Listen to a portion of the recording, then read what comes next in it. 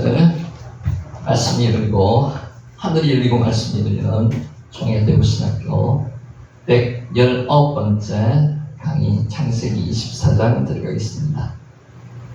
너 글자가 토브입니다. 토브. 온갖 좋다는 뜻이 이게 다 포함되어 있습니다. 좋음, 행복, 희락, 형통, 은혜, 복선 다 들어있습니다. 토브. 토브 한번 해보시기 바랍니다. 토브. 토브. 좋습니다. 자, 지난번에 요구했습니다. 히스기야와 아시리아, 그 사이 이집트와 미묘한 삼각관계, 이 사이에서 하나님의 섭리가 있다고 말씀드렸습니다. 보살피다, 섭리가 페쿠다입니다. 페쿠다. 자, 아시리아의 강력한 공습 무기에 맞서기 위해서 예루살렘의 거대한 방어벽, 넓은 성벽을 쌓았습니다. 페쿠다, 하나님의 섭리였습니다. 여기에 히스기야의 업적 중에 하나였습니다. 결국 하나님께서 하게 하셨다는 겁니다. 페쿠다. 그는 또 성 밖에 있는 기온 샘 물줄기를 바위를 뚫어서 성 안으로 끌어들였는데 여기 길이가 533m 했다는 거죠. 굉장히 긴 길이를 끌어들였습니다. 히스기야는 하나님께 기도하여서 하나님의 페쿠다 섭리를 바랬고요. 또 하나 자기가 해야 될 것을 노력한 위대한 왕 중에 한 명이었다고 말씀을 드렸습니다. 요거 지난번에 했습니다. 베 다마이크 하이. 여기 뜻이 혹시 에스겔서 16장 6절 기억하신지 모르겠습니다. 너는 피투성이라도 살아있으라. 하나님께서 생명을 주셨으니까 열심히 이 땅에서 살아야 된다는 말입니다. 피투성이라도 살아가지고 하나님의 사명을 감당하는 자리에 쓰시라는 겁니다. 베 다마이크 하이. 베 다마이크 하이. 다시 이러기를 너는 피투성이라도 살아있으라. 에스겔서 16장 6절. 자, 오늘은 이 말씀으로 시작하도록 하겠습니다. 삭개의 이야기를 시작합니다. 베네 아브라함의 아들이라는 거죠. 아브라함의 자손이라는 겁니다. 누가요? 삭개오까지도. 이게 삭개오한테는 그 당시 유대 민족들한테는 대단히 센세이션한 이야기였습니다. 삭개오도 하나님의 자손이라고 이야기를 합니다. 아브라함의 자손이라고 이야기하는 거죠. 누가 얘기했습니까? 예수님께서. 자, 삭개오 이야기는 기독교인이라면 한 번쯤 들어본 이야기입니다. 세리장 삭개오, 키 작은 삭개오, 뽕나무 위에 올라가서 예수님을 바라본 삭개오. 자, 그런데 사람들은 지나치게 삭개오에 초점을 맞춰서 해석했습니다. 역시 중요한 게 누굽니까? 하나님, 예수님에 대해서 초점을 맞춰야 된다는 거죠. 삭개오의 외모, 삭개오의 지위, 성격, 그리고 그의 회심과 변화에 초점을 맞추었기 때문에 예수님의 선언은 결론에서 살짝 언급하는 것으로 지나쳐 버리는 경우가 종종 있지만 우리는 여기서 뭘 발견해야 되는가 하면 예수님에 대해서 발견을 해야 됩니다. 예수님이 무슨 말씀을 하셨는지. 저는 삭개오를 향하여 예수님께서 선언하셨던 9절 말씀에 초점을 맞추어 생각해 보고자 합니다. 9절에 뭐라고 말씀하셨는가 하면요, 오늘 구원이 이 집에 이르렀으니 이 사람도 아브라함의 자손이미로다. 아브라함의 아들 자손 다 쳤습니다. 아브라함의 자손이미로다. 저는 이 말씀이 당시 유대인들의 기존 생각을 깨트리는 충격적인 선언이라고 생각합니다. 위에 적어놓은 게 베네 아브라함입니다. 아브라함의 아들, 아브라함의 자손이라는 뜻입니다. 누구가요? 삭개오가. 동시에 이 말씀은 현대 그리스도인에게도 충격적인 선언입니다. 삭개오까지도 아브라함의 자손이라고 말씀하십니다. 캐나다 토론토 대학에서 위클리프 칼리지에서 신학학을 가르치는 프랑크 코바스크 교수는 예수님의 이 선언은 청중이 이미 알고 있었던 사실을 재해석하여서 사고방식을 완전히 깨트리는 수사학적인 장치로서 엔티테마라고 했습니다. 엔티테마가 불완전한 형식의 논증 장치라는 겁니다. 베네 아브라함의 자손. 우리는 영적 아브라함 자손입니다. 세리장 삭개오도 아브라함의 자손이라는 겁니다. 유대 사람들은 그 당시 세리장, 매국노, 아브라함의 자손이 아니라고 이야기를 했습니다. 그런데 예수님께서는 삭개오까지도 아브라함의 자손이라고 말씀하십니다. 저는 그 과정을 따라가면서 오늘 우리들에게는 어떤 의미가 있는지 살펴보도록 하겠습니다. 자, 베네 아브라함, 아브라함의 자손, 아브라함의 아들 다윗입니다. 자, 군중의 고발, 삭개오는 죄인입니다. 이 당시 삭개오는 죄인입니다. 세리는 죄인입니다. 종려나무 도시로 알려진 여리고, 경제적으로 아주 번성했습니다. 요세푸스, 유대인 역사학자 요세푸스는 그곳을 이스라엘에서 가장 풍요로운 지역, 작은 낙원이라고 했습니다. 오아시스 도시라고 보시면 됩니다. 그곳은 예루살렘과 가까웠으며 갈릴리와 베레아에서 오는 절기 순례자들이 마지막으로 머무르는 체류지였습니다. 여리고는 교통 요충지로서 통상뿐만 아니라 군사적 중심지였습니다. 그리고 한마디로 여리고는 돈이 모이는 곳이었고 사람들은 돈에 대해서 민감할 수밖에 없었습니다. 교통도시였기 때문에 사람도 모이고 물류도 모이고, 사람이 모이면 당연히, 물류가 모이면 당연히 돈이 모입니다. 베네 아브라함. 문제는 여리고를 포함한 이스라엘 전체가 로마의 식민지였다는 사실입니다. 당시 유대인들에게 착취와 억압은, 폭력은 일상이었습니다. 누구로부터? 유대인에 대한 로마의 폭력이 일상이었습니다. 로마에 대해서 강력한 적개심을 가지는 것은 당연한 일이었습니다. 특별히 로마의 앞잡이가 되어서 세금을 징수하는 세리들을 향한 분노는 극에 달했습니다. 로마군에 대해서 직접 적대하기는 어렵고, 이러면 이제 죽으니까, 목숨이 위협받으니까 세리한테 이 원성을 다 쏟아놓았다는 거죠. 당시 과세는 정징세 도급제였습니다. 로마로부터 세금을 부두드릴 권리를 받은 세리는 할당받은 과세액을 연말까지 거두어야 했고요. 요것만 갖다 주면 됩니다. 나머지는 누구고요? 세리가 하면 되는 거예요. 그러나 로마에 바쳐야 할 세금을 정확히 아는 사람은 세리밖에 없었습니다. 자기들만 알고 그것을 목표량을 맞춰가지고 그 이상 되는 건 자기들이 착취했다는 거죠. 자, 오토 미첼이 말했듯이 실상 관련 규정을 정확히 아는 사람은 세리뿐일 때가 다반사였습니다. 다비들은 그러한 세리를 경멸했고요. 세리와 그의 가족은 부정하다고 얘기했습니다. 꼭 낼 거, 바쳐야 될 거, 그것만 바치고 끝났을까요? 아니죠. 더 많이 거뒀겠죠. 그래서 자기가 했으니까 세리가 죄인이 된 겁니다. 그래서 유대인들은 아브라함의 자손이라고 세리를 부르지 않았습니다. 베네 아브라함이라고 부르지 않았습니다. 이방인보다 더 나쁘게, 더 못하게 취급했습니다. 당시 유대인들은 이원론적 사고방식에 사로잡혀 있었습니다. 편가르기를 확실히 했습니다. 네 편, 내 편. 그들은 공동체의 표준을 따르지 않는 사람은 죄인으로 규정했습니다. 그래서 세인은 죄인이 되었던 것입니다. 실제로 나쁜 짓도 많이 했고요. 그 돈을 거두기 위해서 얼마나 착취, 억압을 많이 했겠습니까? 베네 아브라함. 자, 자기 편이 아닌 사람을 향해서 정죄하고요, 비판하고요, 따돌리고요, 괴롭히는 것은 죄가 되지 않는다고 생각했습니다. 지금도 마찬가지입니다. 이 편, 내 편이 확실합니다. 그 안에 들지 못하는 사람들을 차별하고 따돌리는 문화가 지금도 있습니다. 오히려 그러한 행동은 격려할 만한 하며 칭찬받아 마땅하다고도 그들은 생각했습니다. 그러니까 죄의식을 못 느꼈던 거죠. 그러면서 그런 면에서 백성이 삭개오를 죄인이라고 불렀던 것은 아주 자연스러운 일이었습니다. 자, 베네 아브라함의 자손. 예수님은 선언하셨습니다. 삭개오는 뭐라고요? 아브라함의 자손이라고, 아브라함의 아들이라고 누가 선언하셨습니까? 예수님께서 선언하셨습니다. 이러한 상황에서 예수님께서 삭개오를 향해서 구원을 선포하시고요. 그도 역시 아브라함의 아들이라고 한 것은 유대인에게는 엄청난 충격이었습니다. 죄인까지도 아브라함의 자손이라고 이야기를 하시는 이분이 누구실까요? 이분이 예수님이셨습니다. 당시 유대인들은 혈통적으로 아브라함의 자손이라는 사실에 엄청난 자부심을 가졌습니다. 자기들은 혈통을 굉장히 중요시했습니다.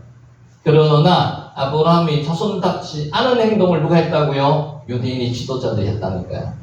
이를테면 로마의 앞잡이가 되어서 세금을 걷는 세리가 된다거나, 누가요? 유대인들이. 율법에서 부정하다고 하는 직업을 가진 사람들은 아브라함의 자손으로도 인정을 하지 않았습니다.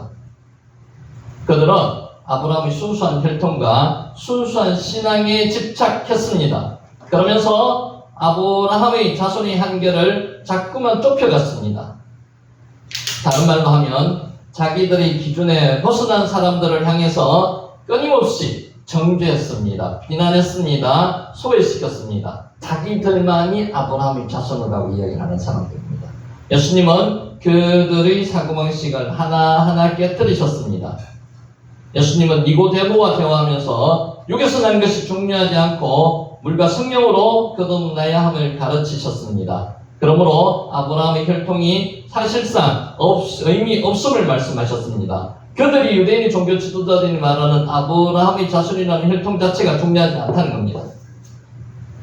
또한 율법만 강조하면서 타인을 정죄, 비난하는 것은 하나님께서 아브라함에게 보여주신 모든 민족을 위해서 복의 근원이 되려는 것과 정면 충돌함을 가르치셨습니다. 이게 언제 이야기하셨는 거죠? 창세기 12장에서 아브라함이 고향과 친척과 아버지 집을 떠나면은 내가 알려줄 곳으로 가라고 말씀하시고 이 복을 주셨는데 7가지 복 중에 하나입니다. 복의 근원이 되게 하셨다는 거죠. 이것과 정면 충돌했다는 겁니다. 아브라함이 보여준 신앙은 율법적 판단이 아니라 오히려 마음을 열고 포용하고 환대하는 삶을 살아가는 것이었는데 당시 종교 지도자는 그렇지 못했습니다. 지었습니다. 편을 지었습니다. 삭개오는 지금까지 개인적인 욕심을 채우기 위해 살았습니다. 삭개오는 세리장이었습니다. 돈을 위해서 살아왔던 사람입니다. 돈만 많이 벌면 된다는 것이었습니다. 그것은 당시 유대인들도 예외는 아닙니다. 방법상의 문제는 차이가 있었지만은 내용은 돈을 벌기 위해서 유대인들도 혈안이었다는 거죠. 삭개오처럼 로마의 앞잡이가 되어서 부를 쌓는 수단을 사용하지 않았을 뿐이지 방법이 달랐을 뿐이지 그들도 욕심을 위해서 살았던 것은 마찬가지였다는 것입니다. 자, 단지 자기들의 기준과 다르다는 이유로 방법이 잘못되었다는 이유로 삭개오를 비난하고 정죄했습니다. 그러나 그들이 가는 길은 지금까지 삭개오가 걸었던 길이고 목적과도 같았습니다. 동일한 목적을 가지고 유대인 종교 지도자들도 삶을 살았다는 겁니다. 삭개오와 별반 다른 점이 없었습니다. 그들의 목적이 뭡니까? 돈입니다. 돈. 여기서 삭개오는 예수님을 만나고 회심하면서 삶의 방향을 바꾸었습니다. 돈에 대한 방향에서 예수님으로 삶의 방향을 바꾸었습니다. 그것은 아브라함이 보여주었던 관대함과 바른 삶이었습니다. 창세기에서 나타났듯이 아브라함은 나그네를 그냥 지나치지 않고 환대했습니다. 자기 땅도 하나 없었습니다. 그렇지만은 지나가는 사람들을 그냥 내버려 두지 않고요. 모셔다가 식사 대접하고 거기다가 살찐 송아지 잡고요. 떡도 3사씩이나 하고 그렇게 해서 환대해서 보내주었습니다. 그러다가 부지중에 누구 만났습니까? 두 천사와 하나님을 만났습니다. 삭개오가 일어서서 말합니다. 지금까지 자기 자신만 보고 자기 가족만 바라보던 그가 이제로부터는 이웃을 보고 가난한 자를 보기 시작했습니다. 사람도 이러한 계기가 있습니다. 삭개오는 이 계기가 된 게 예수님을 만났던 이게 계기였습니다. 삭개오가 서서 주께 여짜오되 주여 보시옵소서 내 소유의 절반을 가난한 자들에게 주겠사오며 얼마나 돈을 많이 모아놨겠습니까? 만일 누구의 것을 속여 빼앗은 일이 있다면 내 갑절이나 갖겠나이다. 4배를 갖겠다는 거죠. 이러한 태도는 아브라함의 아들로서 충분한 마음가짐입니다. 예수님은 여러 차례 바리새인들이 종교적 규례와 율법을 지키면서 이웃을 보지 못하고 가난한 자들을 살피지 않는 것을 지적했습니다. 자기들만 살폈습니다. 지문만 살폈습니다. 그들의 겉모습은 누구보다도 경건한 척 했습니다. 경건하진 않았는데 경건한 척 했고요. 속은 탐심과 분쟁과 당짓는 것으로 가득했다는 것입니다. 겉과 속이 다른 사람의 대명사가 유대인 종교 지도자들이었습니다. 따라서 삭개오의 구원은 단순히 개인의 영적 회심만을 의미하지 않습니다. 유대인들이 사고방식을 깨뜨렸고요. 하나님께서 아브라함을 통해서 이루려 했던 사회, 하나님 나라의 모습을 선포하시는 것이었습니다. 예수님은 하나님 앞에서 신분을 결정하기 위해 사용하는 상투적인 생각과 공식을 중단시키셨습니다. 때에 아브라함의 자손, 아들에 대해서 이야기하고 있습니다. 사람을 평가할 때 사회적인 관념이나 종교적인 율법과 전통과 교리에 따라서 정죄하고 판단하는 것을 멈추라는 겁니다. 지금도 이런 사람들이 있습니다. 지금도 율법적인 관점에서 사람을 정죄하고 판단하고 구별합니다. 이것을 멈춰야 된다는 거죠. 삭개오는 삶의 방향을 바꿨습니다. 세속적인 욕망과 간섭을 따라 살던 것을 포기했습니다. 돈을 포기했습니다. 하나님 나라 중심으로 삶의 방향을 설정했습니다. 예수님 중심으로 방향을 바꿨다는 겁니다. 예수님은 아브라함의 자녀라는 신분을 재정의하셨습니다. 혈통이나 사회규범이나 종교적인 교리로 판단하는 것이 아닙니다. 아브라함의 아들 자손이라는 것은 그것은 하나님 나라를 중심으로 살아가기로 하였느냐로 판단할 수 있습니다. 우리도 마찬가지입니다. 하나님 나라를 중심으로 살아가기로 했는 사람들은 아브라함의 자손, 영적 아브라함의 자손들입니다. 하나님 나라의 자녀들입니다. 구원은 단순한 개인의 영적 회심만을 의미하지 않습니다. 그보다 훨씬 더 큰 겁니다. 구원은 하나님의 나라를 지향하는 삶으로 방향 전환을 하는 겁니다. 이것이 구원이라는 겁니다. 누가복음에서 구원은 영적 구원만 말하는 것이 아니고요. 질병의 치유, 사회적 소외에서 회복을 포함하는 전인적이고 공동체적인 차원을 포함하는 것이 구원입니다. 그것은 세속사회에서의 회복만 말하는 것이 아닙니다. 하나님 나라 백성 공동체로 회복하는 겁니다. 저와 여러분은 하나님 나라의 백성이라는 것을 다시 한번 일깨워주는 말씀입니다. 예수님께서 삭개오를 향해서 아브라함의 자손이라고 선언하신 것은 바로 그런 뜻이었습니다. 아브라함의 자손은 그냥 단순하게 혈통적인 아브라함 자손을 이야기하는 게 아니고요. 영적 아브라함 자손, 하나님 나라의 백성, 이것을 아브라함의 자손을 이야기하는 겁니다. 자, 예수님의 선언이 오늘 우리에게 주는 교훈을 세 가지만 살펴보겠습니다. 첫째, 사람을 향한 평가는 겉모습이나 직업, 과거의 삶으로 정해지지 않습니다. 그렇죠? 이제 살면 살수록 그게 더 나름대로 판단이 됩니다. 겉모습은 중요한 게 아닙니다. 직업과 과거의 삶 중요한 게 아닙니다. 삭개오는 유대인들이 보기에 죄인이었습니다. 실제로 우리 중에서 죄인 아닌 사람이 누구 있습니까? 다 죄인입니다. 예수님은 그의 변화된 삶과 의지를 보셨습니다. 그를 존귀한 하나님의 자녀, 아브라함의 아들, 자손으로 선언하셨습니다. 구원은 개인의 영혼만을 위한 것이 아닙니다. 공동체 안에서 이루어져야 할 회복의 선언입니다. 개인의 영혼의 구원만이 중요한 게 아니고요. 그거는 포함해서 공동체 안에서 회복도 중요합니다. 예수님은 삭개오 혼자에게 조용히 구원을 말씀하지 않았습니다. 여러 사람이 있는 데서 구원을 받았다고 이야기하는 거죠. 백성이 다 들을 수 있도록 공식적으로 공포했습니다. 이것이 삭개오의 명예를 회복했다는 것이고요. 더 나아가서 공동체가 그를 받아들이도록 요청하는 선언이었다는 것입니다. 구원은 공동체적 수용과 인정의 차원에서 완성되는 사건입니다.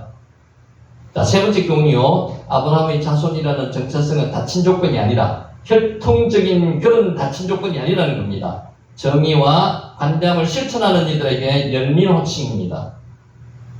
혈통이 그렇지 않더라도 이런 열린 관심, 마음을 가지고 있으면 아브라함의 아들 자손이 된다는 겁니다. 오늘날 교회가 배타적 공동체가 아니라 정의와 사랑을 실천하는 열린 공동체가 되어야 함을 뜻하는 것입니다. 혈통, 교단, 문화, 언어의 장벽을 넘어서 그리스도의 사랑으로 서로를 환대하고 진실된 행위로 하나님의 자녀됨을 증명하는 삶을 살아야 한다는 것입니다. 결론적으로 삭개오 이야기에서 가장 중요한 순간은 예수님의 한마디입니다. 좀 전에 살펴봤듯이 이 사람도 아브라함의 자손이다. 저와 여러분도 아브라함의 자손이다. 예수님께서는 삭개오에게 말하신 것처럼 우리들에게 또 그렇게 말씀하고 계신다는 겁니다. 이 선언은 유대 사회의 폐쇄성과 편견을 깨뜨리고요. 한 개인의 변화된 삶을 공동체의 명예와 구원으로 이끈 위대한 선언이라는 것입니다. 오늘날 우리는 다양한 차별과 분열의 논리 속에서 살아갑니다. 이건 사람들이 만든 분열이고요. 구획된 것입니다. 그러나 예수님의 눈으로 세상을 바라보면요, 회복될 수 없는 사람은 아무도 없습니다. 죄인도 회복됩니다. 살인자도 회복됩니다. 누구도 회복되지 않을 사람이 아무도 없습니다. 그리고 우리 편의 기준은 언제나 하나님의 자비와 사랑 위에 놓여야 합니다. 혈통이나 한벌이나 사회적 신분이나 이런 게 우리 편의 기준이 아니라는 겁니다. 자, 이런 말씀을 기억하면서 오늘 우리는 작교를 바라볼 때 예수님께서 하신 이 말씀 기억하시기 바랍니다. 이 사람도 아브라함의 자손이라는 이 말씀을 꼭 기억하시고요. 우리도 편가르게 해서는 안 됩니다. 편가르지 말고 우리 편 나무 편이 없습니다. 하나님을 향한 사람, 하나님의 사랑을 삶 속에서 실천하고자 하는 사람은 아브라함의 자손이라고 부르시고요. 이런 사람들이 저와 여러분이고요. 이런 사람들이 모인 것이 교회이고 이 교회가 하나님의 나라이라는 것을 명심하시는 저와 여러분이 되시기를 바라고요.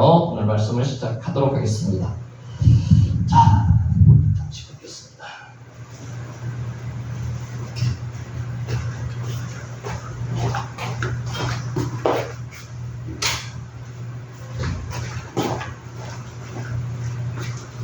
자, 간단하게 복습할게요. 자, 창세기 24장 1절. 아브라함이 나이가 많아 늙었고 여호와께서 그에게 범사의 복을 주셨더라. 요 재미있는 표현이라고 그랬습니다. 나이가 많아. 빠야밈. 이게 나이가 많아입니다. 빠야밈. 그는 그 날들 안으로 들어갔다. 저와 여러분은 지금 날들 안으로 들어가고 있는 사람입니다. 빠야밈. 아브라함의 나이가 지금 137세에서 140세 사이라고 생각하시면 될 것 같고요.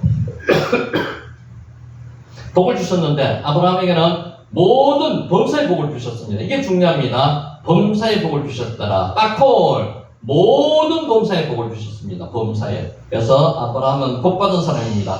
100세 이전까지는요, 자식의 복이 없었습니다. 이제 자식의 복까지 받았으니까 모든 면에서 복을 받은 사람이 아브라함입니다.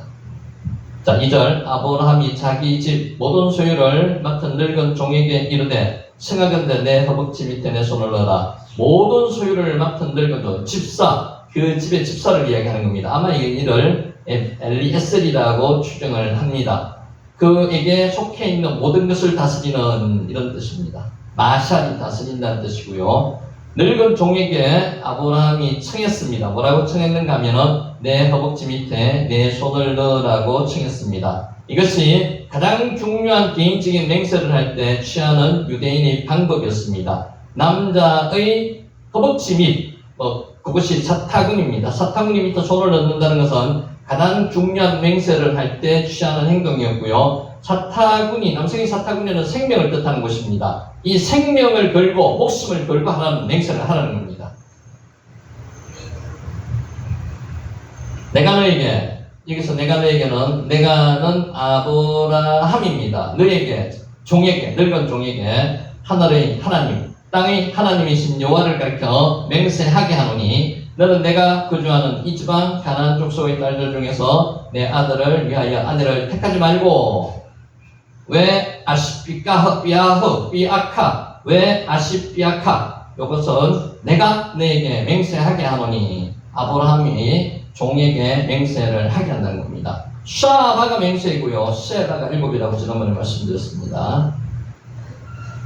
너는 왜 아브라함이 이런 말씀을 하셨을까요? 말을 했을까요? 그 가나안의 문화가 엄청 더럽고 성문화가 땅에 떨어진 문화였거든요. 그래서 가나안 족속 중에서 아들을 위한 며느리를, 아들을 위한 아내를 취하지 말아라는 겁니다. 자, 두 가지 이유가 있습니다. 가나안 딸들과 결혼을 거부한 두 가지 이유가요. 첫째로 언약의 자손으로 혈통의 순수성을 이야기를 했고요. 두 번째가 가나안의 이방 종교에 동화되는 것을 막기 위해서였습니다. 눈으로 봤습니다, 아브라함이. 그러니까 이 종교를 가진 여성들과는 결혼을 시키지 않겠다는 겁니다. 자기 아들 이삭을. 자, 가나안 족속의 딸들 중에서 미베노츠 탁 케나안이. 케나안의 뜻은, 가나안의 뜻은 무엇인가 하면요, 낮은 곳 이런 뜻도 있고요, 천한 자들 이런 뜻도 있습니다. 가나안이라는 뜻이. 자, 4절, 내 고향, 내 족속에게로 가서 내 아들 이삭을 위해서 아내를 택하라. 그래서 결혼의 첫 번째 원칙이 뭔가 하면 같은 믿음의 사람을 택하라는 것이 결혼의 첫 번째 조건이라고 여기까지 말씀을 드렸습니다. 자, 이제 오늘 말씀을 시작하고 답니다.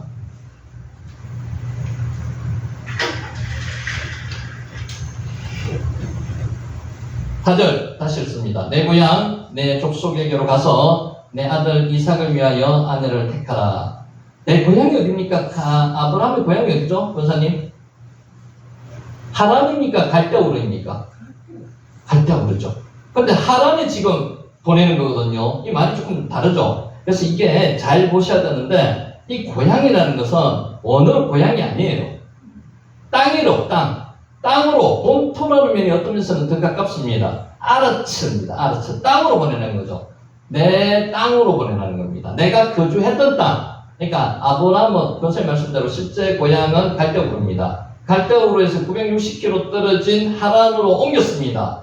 거기서 잠시 머물렀습니다. 아버지가 거기서 정체했습니다. 그래서 아버지는 거기서 떼놓고 나서 다시 690km를 이동해서 들어온 것이 가나안입니다. 근데 오늘 내 고향 이렇게 번역된 이 고향은 아르츠 땅입니다. 땅. 내가 거주했던 그 땅으로 보내라는 겁니다. 내가 거주했던 그 땅, 내 족속에게로 가서 이런 뜻입니다. 그래서 이걸 잘 구분하셔야 돼요. 우리말로 고향이라는 뜻은 없습니다. 오문에. 웰 아르치, 웰 몰라데티 텔레크. 요게 아르치입니다. 아르치. 땅으로, 내가 거주했던 그 땅으로 보내라는 겁니다. 족속에 해당되는 게 몰라데티, 우리로 말하는 친족입니다. 친척. 아브라함의 친척들. 누가 살았습니까? 나홀.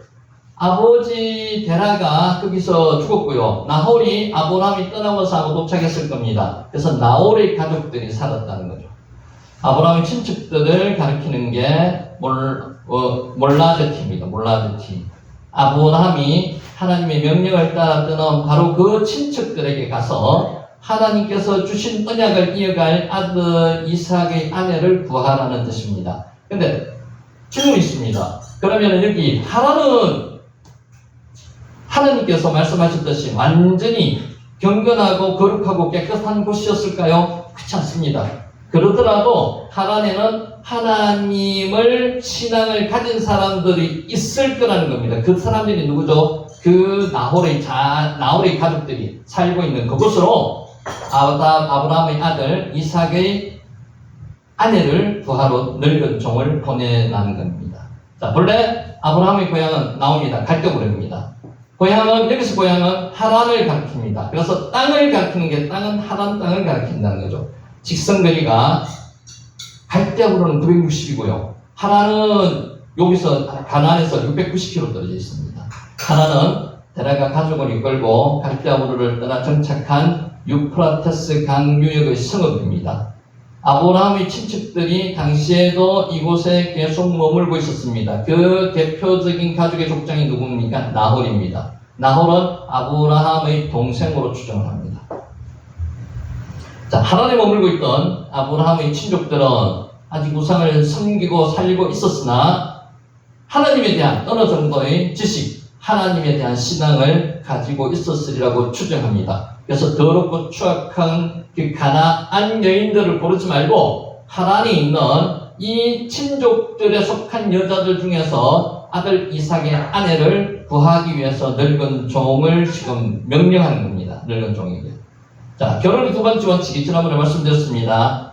아브라함은 지금 며느리를 구하고 있지 않고요. 누구를 구하고 있는 거예요? 아들의 아내를 구하고 있습니다. 결혼은 아들의 아내를 구하는 것이지 며느리를 구하는 게 아니라 이게 두 번째 결혼의 원칙이라고 말씀드렸습니다. 자, 몰레데티, 이게 친족입니다. 친척. 몰레데티, 친족에게 보냈습니다. 어디에 있는 친족? 하란에 있는 친족. 자, 5절. 종이 이르되, 이 종인 늙은 종 엘리에슬로 추정합니다. 여자가 나를 따라 이 땅으로 오려고 하지 아니하거든 내가 주인의 아들을 주인이 나오신 땅으로 인도하여 돌아가리이까? 중요한 질문입니다. 여자가 안 나오려고 하면 어떻게 할까요? 물어봅니다. 그러면은 뭐라고 대답했습니까? 절대로 보내지 말라는 거죠. 가나안을 하나님께서 아브라함에게 주셨습니다. 언약하셨습니다. 언약하신 약속의 땅을 뒤로 하고 다시 가나안 땅을 떠나게 하지 않겠다는 겁니다. 그 아들이 그 땅을 물려받아야 되겠다는 확실한 아브라함의 믿음이 있었기 때문에 돌아가지 못하게 하는 겁니다. 여자가, 여기서 여자가 누굽니까? 하이샤, 그 여자입니다. 그 여자. 여자가 번역한 하이샤는 여자라는 뜻이 이샤, 그 앞에 정관사 드가 붙었습니다. 그 여자가 누굽니까? 아브라함의 가족 중의 그 여자를 이야기하는 겁니다. 지극하면 그 여자입니다. 여자는 그 여자입니다. 그냥 여자가 아닙니다. 자, 이러한 표현으로 봐서 본문은 아브라함의 종이 어떤 특정한 여자를 염두에 두고 했던 말로 볼 수 있지만은 한 여자, 리브가를 두고 이야기하는 건 아닙니다. 친족 중의 한 여자, 그 여자를 이야기하는 것이 누구를 딱 꼬집어 이야기하는 건 아닙니다. 그 여자가 이삭의 아내가 누굽니까? 리브가를 가리킨다고 보기는 어렵습니다. 자, 왜냐하면 아브라함이 이삭의 아내를 선택할 권한을 엘리에셀에게 줄 때 리브가라고 말하지 않았습니다. 지금 리브가는 누군지도 모릅니다. 아브라함은. 그래서 그 여자라고 얘기했습니다. 그 여자가 결국은 리브가였는데 아브라함의 친족 중에 한 여자, 그 여자가 그 여자입니다. 자, 따라서 엘리에셀이 말한 그 여자, 이샤라고 하는 거예요. 이샤 앞에 하가 붙어 있습니다. 그 여자, 나홀 가문의 후손의 딸 중에 한 사람, 그 여자, 하이샤입니다. 아브라함이 22장에서 이삭을 번제로 드리려 했던 사건이 끝나고 우리 기억합니다. 23장에서 사라의 장지 구입을 이야기하는 사이에 나홀의 가문에 대해서 살짝 언급했습니다. 이걸 그때 뭐라고 이야기했습니까? 여호와 이레, 하나님께서는 이삭의 아내를 그때부터 준비를 하셨다는 거죠. 그래서 여호와 이레의 사건이라고 말씀드렸습니다. 이것은 본장에서 이삭의 배우자를 선택하기 위한 이야기를 전개하기 위한 미리 기록을 한 복선이고 이것이 여호와 이레라는 겁니다. 하이샤, 한글 성경에서처럼 막연한 여자가 아닙니다. 아무 여자가 아닙니다. 그 여자입니다. 그 여자. 자, 그래서 번역도 여자로 가지 말고 원문의 의미를 살려서 영영모는 지금 그렇게 되어 있습니다. 그 여자로 번역했습니다. 그 여자. 하이샤. 그래서 우리도 성경에 종이 이르되 그 여자가 이렇게 번역을 하는 게 맞다는 거죠. 그 여자. 막연한 여자가 아니고 그 여자. 하이샤. 주인이 나오신 땅이 어디입니까? 하나님인 하나님, 하아레츠, 아쉐르, 야차타, 미슈안. 나오신이라는 말의 원형 야차가 나 앞으로 가다, 나가버리다는 뜻이거든요. 그러니까 주인이 나오신 그곳은 하나님을 이야기하는 겁니다. 완료요? 야차타, 완전한 분리, 주인이 하나님으로부터 떠났던 그곳. 한글 성경에 번역되지 않은 것이 있습니다. 미슈안, 거기라는 겁니다. 거기. 뭐뭐로부터 분리를 나타내는 전치사 미미 붙어 있는 미샤, 거기로부터 떠났다는 겁니다. 거기가 어디라고요? 거기가 하란입니다. 하란. 권사님 그거 아세요? 하란하고 바단 아람하고 차이가 뭡니까? 어떤 곳에는 하란이라는 이야기도 나오고요, 바단 아람이라고도 이야기가 나옵니다.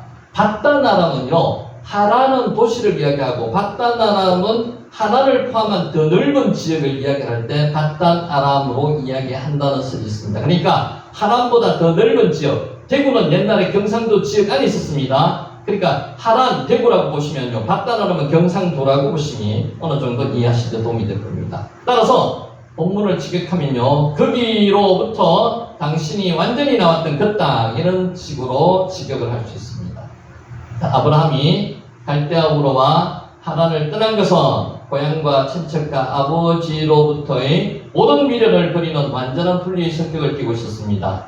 아브라함의 고향을 떠난 것은 하나님을 알지 못하던 저들의 부패와 타락, 우상숭배, 악습으로부터 그들에 대한 의지로부터 완전히 분리된 것을 의미하는 겁니다. 자, 여러분, 성경 잘 보셨는지 모르겠는데요, 창세기 12장 1절에 나오는 고향과 친척과 아버지 집을 떠나 내가 내게 보여줄 땅으로 가라, 이렇게 명령이 되어 있습니다. 기억하시죠? 요거는 기억하는데, 사도행전 7장에 보면요, 스데반 집사가 죽기 전에, 순교하기 전에 설교하는 내용이 나오는데요, 거기서는 고향과 친척을 떠나서라고만 기재되어 있습니다. 그게 뭔 뜻인 줄 아십니까? 하나님께서 명령을 2번 하셨다는 겁니다. 첫째는 어디서 명령을 하셨는가 하면요, 갈대아 우르를 떠날 때 명령을 하셨습니다. 그때는 고향과 친척을 떠나라고 얘기했습니다. 그게 사도행전 7장에 스데반 집사가 설교했는 내용이 나오는 거예요. 근데 창세기 12장 1절에는 어디서 누구에게 명령하셨어요? 하란에 있는 아브라함에게 2차 명령인 겁니다. 그래서 고향과 친척과 아버지 집을 떠나라는 겁니다. 아버지 데라가 하란에서 정치했습니다. 데라 이런 뜻이 뭔지 아시죠? 데라가 정치하다는 뜻입니다. 거기서 정치했습니다. 그래서 아버지 집까지도 떠나라고 갈대아울에서 이야기하지 않은 아버지 집이 추가되는 겁니다. 어디서? 하란에 있는 아브라함에게 2차 명령을 할 때. 그래서 그거를 잘 구분하시면요, 성경을 정확하게 보셨다는 거죠. 자, 이처럼 신앙의 순수성을 유지하기 위해서는 우상숭배와 타락한 문화에서 완전히 벗어나고 하나님만 온전하게 의지해야 된다는 것입니다. 그래서 가나안의 문화는 무슨 문화입니까? 우상의 문화입니다. 우상숭배의 문화입니다. 거기 여자는 결혼을 하면은 그 여자들이 우상을 가지고 들어옵니다. 그래서 그 여자들과 결혼시키면 안 된다는 거죠. 그래서 하나님 신앙이 있는, 하나님을 믿는 그 내 친족 중으로 보내서 그 여자, 그 친족 중에 그 여자를 데려와서 내 아들, 아내를 삼으라고 늙은 종에게 지금 아브라함이 부탁하고 있는 겁니다. 간접명령이라고 그랬죠. 부탁하고 있는 겁니다. 자, 6절. 아브라함이 그에게 이런데 내 아들을 그리로 데리고 돌아가지 아니하도록 하라고 이야기합니다. 왜 그렇습니까? 하나님께서 창세기 12장 1절에서 언약을 주셨지 않습니까? 고향과 친척과 아버지의 집을 떠나 레카 떠나서 어디로? 내가 내게 보여줄 땅으로 가면은 7가지 복을 주셨습니다. 거기 중에서 큰 민족도 이루게 하실 거고요, 이름을 창대케도 하시고요, 복의 원천이 되기도 하시고요, 축복하는 자에게 축복할 것이고 저주하는 자에게 저주할 것이고 앞으로 두고 오는 미래에 대해서 복을 주시겠다고 말씀하신 그 약속을 하나님께서는 이루시기 위해서 노력하시는데 자기 아들을 그쪽으로 보내면 안 되죠. 그래서 데리고 가지 말라는 겁니다. 가나안 땅에 머무르는 겁니다. 지난번에 보셨다시피 사라의 장지를 매입할 때 땅이 없었습니다. 그 땅 꼭 하나밖에 없었습니다. 그래도 아브라함은 꿈을 가졌습니다. 왜? 하나님께서 주신 명령이 있기 때문에. 그것을 지금 염두에 뒀기 때문에 그 아들을 데리고 들어가지 말라는 겁니다. 그 며느리를 데리고 나오라는 겁니다. 며느리 될 사람을, 아들의 아내 될 사람을 데리고 나오라는 겁니다. 펜타시브, 우리가 잘 아는 슈브, 돌아가다는 뜻입니다. 돌아가게 하지 말라는 뜻입니다. 타슈브, 돌아가다. 슈브, 되돌아보다, 되돌아가다, 처리하다는 뜻입니다. 자, 너는 되돌아가게 하지 말라는 것입니다. 절대로 돌이키지 말라는 것입니다. 하나님의 언약을 철저하게 신뢰하는 아브라함은 이삭이 결혼을 하지 못하는 한이 있을지라도 자신이 하나님의 명령에 따라 떠나온 옛 땅으로 이삭을 데리고 돌아가서는 안 된다고 명령하시는 겁니다. 하나님께서 주시겠다고, 복을 주시겠다고 하신 그 가나안 땅에 자식이 머무르지 않으면요, 그 복은 없어지는 겁니다. 그래서 데리고 가지 말라는 겁니다. 하나님의 약속을 철저하게 아브라함은 믿었습니다. 그래서 아브라함을 우리는 믿음의 조상이라고 부르는 거죠. 아브라함은 사람이 달라졌습니다. 언제 이후로? 이삭을 낳은 100세 이후로 사람이 달라졌습니다. 그래서 백홀, 모든 면에 복을 받았다는 거고요, 하나님의 말씀을 전적으로 믿었습니다. 그래서 22장에 나오는 아들 이삭을 번제로 바치라고 할 때도 하나님께 말씀을 믿고 바쳤습니다. 하나님께서 만류하셔서 그 아들을 다시 얻었다는 거죠. 자, 요게요, 하지 않도록 이런 뜻입니다. 슈브가 우리가 잘 아는 단어 중에 하나입니다. 슈브는 회개하다는 뜻도 있습니다. 돌아오다. 슈브, 돌아오다. 하나님께서는 지금도 기다리고 계십니다. 돌아오기를 원하는 사람들을 원하시고 계십니다. 돌아오라는 겁니다.